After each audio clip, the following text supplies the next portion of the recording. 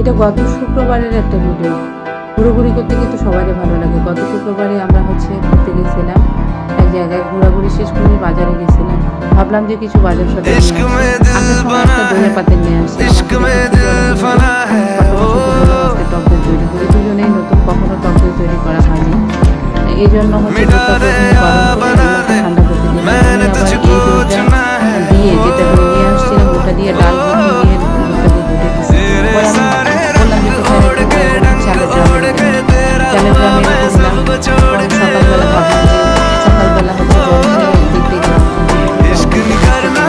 কারণ আমি তো কখনো দই বসাইনি বা এরকমভাবে কখনো করিনি। মায়ে করতো, সবসময় মায়ে বসাতো, দেখলাম যদিও, কিন্তু মায়ের কাছে শিখে নিচ্ছিলাম।